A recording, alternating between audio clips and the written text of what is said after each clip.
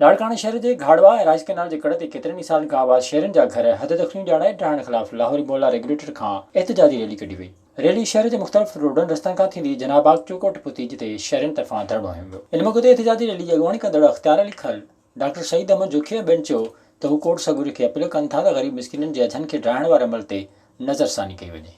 के मसमार कयो थो वञे जंहिंमें लखनि जे तइदाद में माण्हू रहनि था पिया ऐं इहो इंतिज़ामिया खे सोचणु घुरिजे ऐं मुंहिंजे ख़्याल में जंहिं जज साहब फ़ैसिलो ॾिनो आहे उनखे बि पंहिंजे फ़ैसिले ते नज़रसानी करणु घुरिजे त हीअ 16,000 घरनि में लखनि जे तादाद में रहंदड़ माण्हू उहे काॾे वेंदा। छो था ठाहिनि जेको पुॼे त असां ग़रीबनि खे मदद कनि न, असां झुगा घर बचा आहिनि न, सम्झी अलाह जे वास्ते सम्झी असां ग़रीब आहियूं, असांजी मदद कनि सम्झी।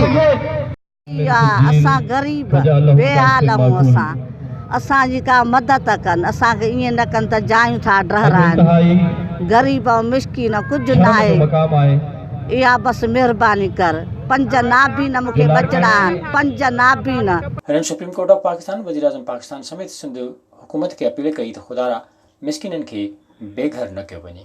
विज़िट कयो अवामी आवाज़ मीडिया ग्रुप जी वेबसाइट awamiawaz.pk।